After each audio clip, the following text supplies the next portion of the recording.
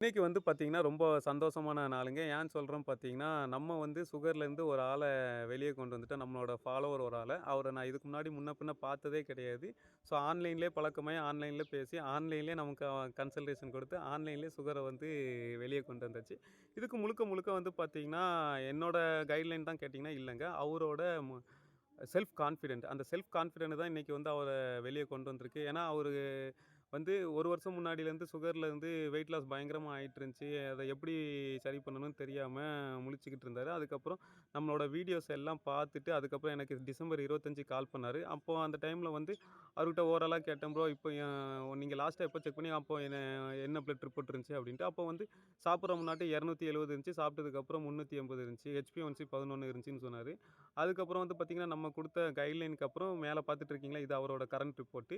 இப்போ வந்து சாப்பிடுற முன்னால 112 சாப்பிட்டதுக்கப்புறம் 139 அதுக்கப்புறம் HbA1c நல்லா நோட் பண்ணணும். 5.8 தான் இருக்குங்க. ஸோ இது எதுக்கு சொல்றேன் அப்படின்னு பார்த்தீங்கன்னா, சுகருங்கிறது ஒரு பெரிய விஷயமே கிடையாது. அத வந்து ஒரு ஜஸ்ட் அண்டர்ஸ்டாண்ட் பண்ணிக்கிட்டா போதும். அதுலேருந்து ஈஸியா வெளிய வந்துரலாம். அதேமாரி வந்து அந்த பெர்சனுக்கு வந்து பார்த்தீங்கன்னா, சுகருக்கு மருந்து தேவைப்பட்டுச்சுன்னா தேவையில்லங்க. அவருக்கு தேவைப்பட்டது வந்து பார்த்தீங்கன்னா, மன உளைச்சல்லேருந்து வெளிய வர்றதுக்கு. ஏன்னா, அவர் ரொம்ப டிப்ரஷன்ல இருந்தாரு. அது அவரோட விஷயங்கள், பெர்சனல் விஷயங்கள் நெறைய ஷேர் பண்ணாரு. ஷேர் பண்ணதுக்கு அப்புறம் நம்ம வந்து அவருக்கு வந்து சுகருக்கு ஃபர்ஸ்ட்டு வந்து ஃபோக்கஸ் பண்ணக்கூடாது. ஃபர்ஸ்ட்டு அவர் மன உளைச்சல்லேருந்து எப்படி வெளிய வரணும், அத மட்டும் தான் ஃபோக்கஸ் பண்ணணும்னு தெரிஞ்சுக்கிட்டேன். ஸோ, அதுக்கு வந்து அவர் ரிப்பீட்டடா எனக்கு கால் பண்ணாரு, வாய்ஸ் மெசேஜ் குடுத்தாரு WhatsAppல.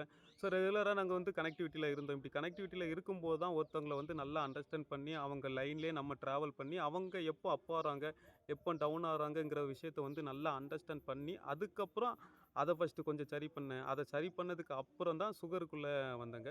சுகருக்கும் வந்து பார்த்தீங்கன்னா, ரொம்ப நான் இந்த சப்ளிமெண்ட்ரி எடுங்க, அந்த சப்ளிமெண்ட்ரி எடுங்க, என்னோட ப்ராடக்ட் வாங்குங்க, இந்த ப்ராடக்ட் வாங்கி சாப்பிடுங்கன்னு சொல்லல. நேச்சுரலா உங்ககிட்ட என்ன பொருள் கிடைக்கும், அத வந்து முடிஞ்ச அளவு ஒரு நாளைக்கு 2 நேரம் சாப்பிடுங்க. நைட்டு ஸ்கிப் பண்ணுங்க. இல்ல நைட்டு முடியலன்னா, இந்த மாரி சின்ன சின்ன விஷயங்கள் கொஞ்சம் சாப்பிட்டுக்கிடுங்க அப்படின்னு சொல்லி கைட் பண்ணேன். எந்த அளவுக்கு கைட் பண்ணேனோ, அவர் அந்த அளவுக்கு வந்து எனக்கு நல்ல சப்போர்ட் குடுத்தாரு. சப்போர்ட் குடுத்ததும் மேல இல்லாம, நீங்க நான் வந்து என்னோட ஹெல்த்த பார்த்துக்கிறதுக்கு எந்த உச்சிக்குனாலும் போவேன் ப்ரோ. அதனால உங்க கைட்லைன நான் கண்டிப்பா ஃபாலோ பண்ணேங்கிற கான்ஃபிடென்ட்டான வார்த்தைய எனக்கு குடுத்தாரு. ஸோ இந்த வார்த்தைய குடுக்கும்போது மட்டும் தான் எனக்கு இன்னும் கொஞ்சம் செல்ஃப் கான்ஃபிடென்ட் வந்து அதிகமாச்சு. ஸோ செல்ஃப் கான்ஃபிடென்ட் அதிகமானோனே அவரோட அந்த பாயிண்ட்ஸ் எல்லாம் நான் பிடிச்சு வச்சுட்டு, அதுக்கப்புறம் தான் அவருக்கு வந்து நான் சொல்யூஷன் குடுக்க ஆரம்பிச்சேங்க. அந்த சொல்யூஷன கரெக்ட்டா ஃபாலோ பண்ணாரு. ஃபாலோ பண்ணதுக்கான ரிசல்ட் இப்போ அவுட் ஆஃப் சுகர்லேருந்து வெளிய வந்துட்டாரு. ஸோ இவ்வளோதாங்க விஷயம். சுகருங்கிறது ஒரு பெரிய விஷயம் கிடையாது. இதுக்காக நம்ம ரொம்ப கஷ்டப்படணும் வேண்டியதில்ல. ஒரு 2 மாசம் அத பத்தி புரிஞ்சு தெரிஞ்சுக்கிட்டீங்கன்னா போதும். அதுலேருந்து ஈஸியா வெளிய வந்துரலாங்க.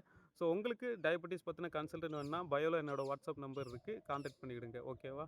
ஸோ இதே மாரி யூஸ்ஃபுல்லான வீடியோக்கு நம்மள ஒரு ஃபாலோ பண்ணிடுங்க.